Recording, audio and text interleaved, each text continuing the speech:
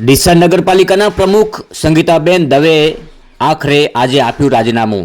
છેલ્લા 4 માસથી વિવાદમાં રહેલી ડીસા નગરપાલિકાના વિવાદનો અંત આવ્યો।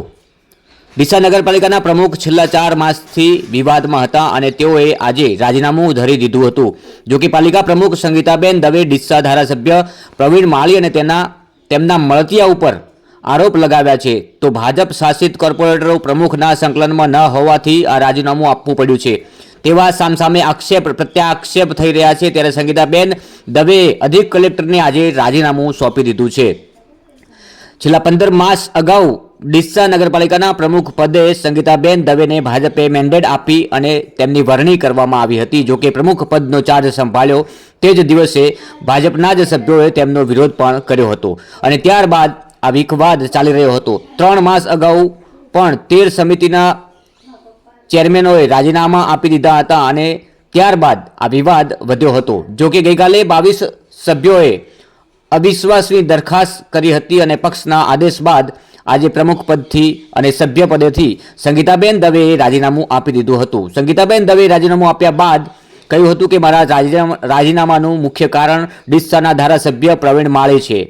પ્રવીણ માળી અને તેમના મળતિયાઓ દ્વારા તેઓને હેરાન પરેશાન કર્યા હતા, ખોટા કામો માટે દબાણ કરાતું હતું અને જેને લઈને તેઓએ આજે રાજીનામું આપ્યું છે।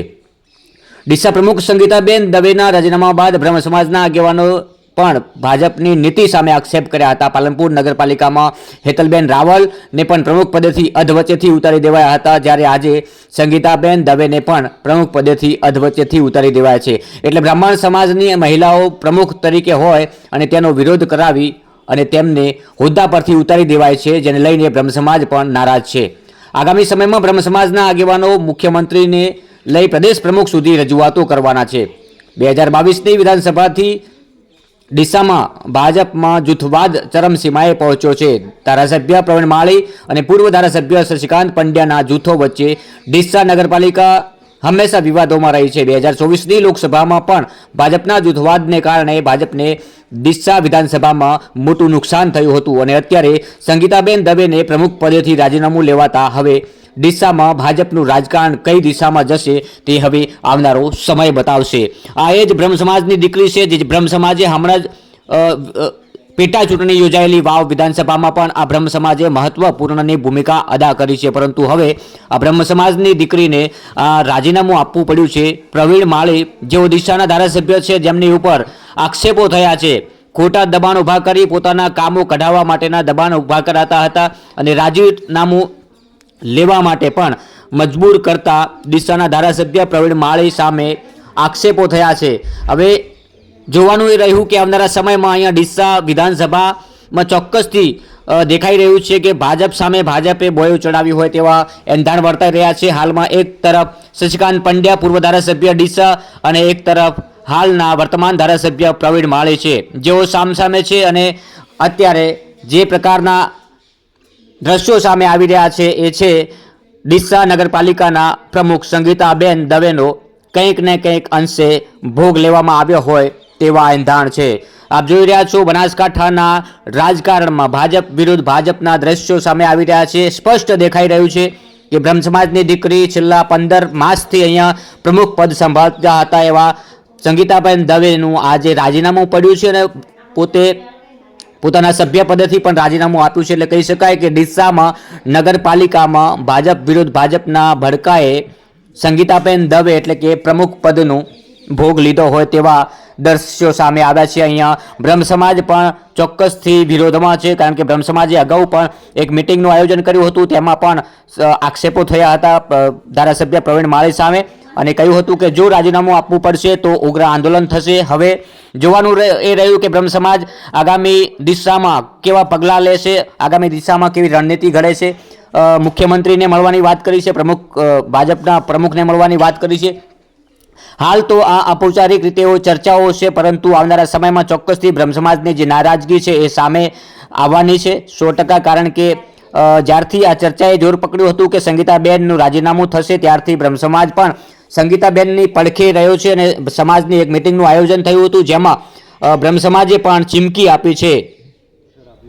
આજે મેં મારા સમાજના આગેવાનો સાથે ડીસા નગરપાલિકા પ્રમુખ પદ અને સદસ્ય પદથી રાજીનામું આપ્યું છે. અને મેં જ્યારથી સંભાળ્યો ડીસા નગરપાલિકા તરીકેનો ત્યારથી આજ સુધી મને કંઈ કામ કરવા દીધું નથી ડીસાના વિકાસ માટેનું. કોણે કામ કરવા નથી દીધું? કામ અમુક આપણા અંદર સદસ્ય છે અને ધારાસભ્યશ્રીએ મને કશું કામ ડીસાના વિકાસ માટેનું જ્યારે કામ મેં લીધું અને બોર્ડ બોલાવ્યું તો એમને બોર્ડ મારું અટકાવી નાખ્યું અને મને કામ કરવા દીધું જ નથી. અને અમુક સદસ્યોના દબામાણો છે અને હું ખોટું એ મારા પાસે કરાવવા માગતા હતા પણ મેં કંઈ ખોટું ચલાવ્યું નહીં, મેં ખોટું કરવા હું માગતી નથી એટલે મને વારંવાર મને ધમકીઓ આપતા હતા અને મને નગરપાલિકાના પ્રમુખ તરીકે ઉતારી દેવાની એમને ખૂબ પ્રયત્ન કર્યો અને આજે એ સફળ રહ્યા. કેવા કામ હતા જેમાં તમે ખોટું કરાવવા માંગતા હતા? એમના અંગત કામો હતા, એ મારા પાસે કરાવવા માગતા હતા અને એમની રજૂઆતો એ ઉપર સેટ સુધી કરતા હતા. તમે પાર્ટીમાં કોઈ રજૂઆત કરી હતી અગાઉ?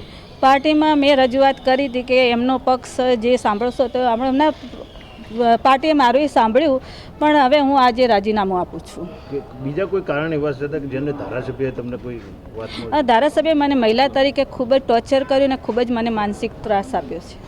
તો ડીસા નગરપાલિકામાં એમને જ્યારે મેં ચાર્જ લીધો ત્યારે પણ એમને મને ઉપરથી પ્રદેશમાંથી જ્યારે મને મેન્ડેટ મળ્યો, CR પાટીલ સાહેબે મને મેન્ડેટ આપ્યો હતો પ્રમુખ પદનો, ત્યારે પણ એમને રાજીનામા ધરી જ દીધા હતા. શશિકાંતભાઈની તરફેણ કરી રહ્યા છો, શશિકાંતભાઈની શું ભૂમિકા છે? ના, એમની કંઈ ભૂમિકા જ નથી. એમને મને જે મદદ આપણે એક અમારા ભૂદેવ તરીકે કરી છે એમનો ખૂબ ખૂબ આજના તબક્કે હું આભાર માનું છું. 22 સભ્યોએ અવિશ્વાસની દરખાસ્ત કરી, એનું કારણ શું? 22 સભ્યોએ અવિશ્વાસની દરખાસ્ત કરી.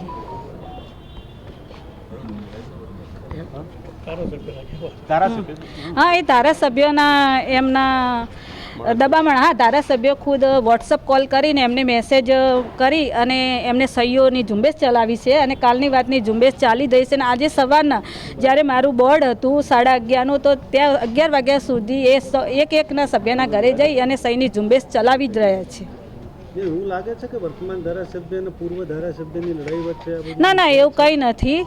પણ જ્યારથી પ્રમુખ પદ મળ્યું, એમને શિખર પ્રમુખ પદ મળ્યું ત્યારથી એમને બસ ટોર્ચર શરૂ જ હતું મારા ઉપર અને માનસિકતા. આજે હું એમના ટોર્ચર અને માનસિક ત્રાસથી કંટાળીને આજે હું રાજીનામું ધરી રહી છું.